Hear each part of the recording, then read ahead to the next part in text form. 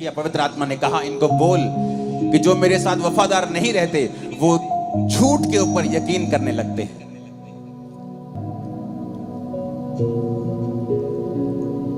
फिर आप कहेंगे कि मैंने पक्का पता सी मैं बिजनेस से कामयाब होना, पर मैं होया नहीं, क्योंकि मैं 15 लोगों को देखिया ये बिजनेस से कामयाब होए, इन्होंने यही काम किया सी, पर मैं कामयाब नहीं होया।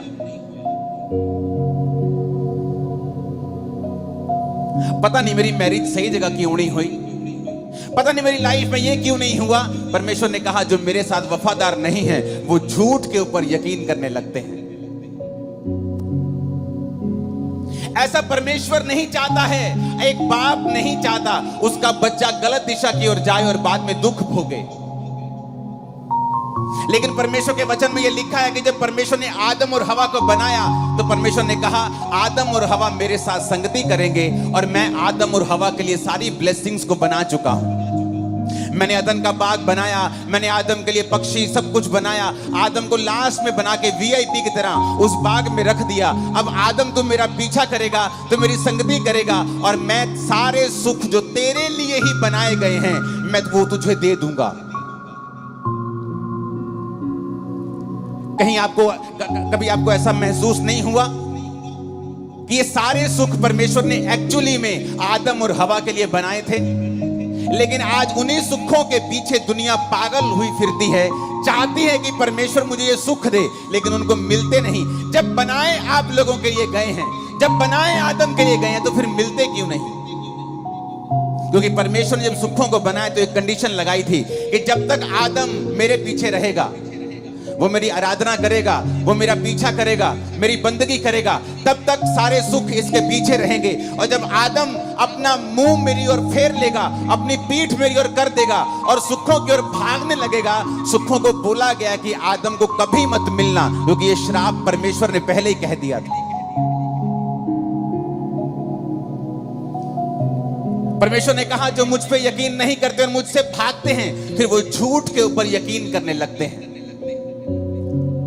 फिर एक दिन उस बिजनेस का कोलैप्स होना लाजमी है, उस मैरिज का कोलैप्स होना लाजमी है, उस घर का कोलैप्स होना, गिरना लाजमी है, दुखों का आना फिर लाजमी है, क्योंकि हमने परमेश्वर की ओर जो फेस करना था अपनी पीठ परमेश्वर की ओर कर ली है और परमेश्वर से विमुख हो गए हैं।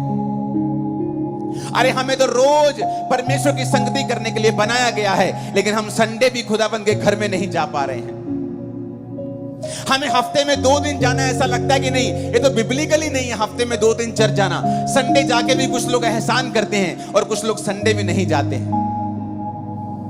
जिस आदम को रोज परमेश्वर की संगति में रहने के लिए बनाया गया, वो आदम परमेश्वर से विमुख होकर बाकी वो सारे काम कर रहा है उन्हीं सुखों को पाने के लिए जो परमेश्वर ने आप लोगों के लिए ही बनाए हैं, लेकिन वो आपको मिल नहीं रहे।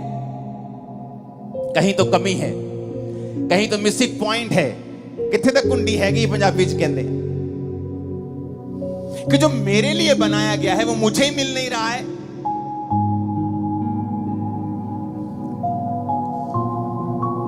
जो वचन मैं आपसे बोलने वाला हूं, अगर आप उसे समझ गए, अगर आप अपनी वर्थ समझ गए कि आप कौन हैं,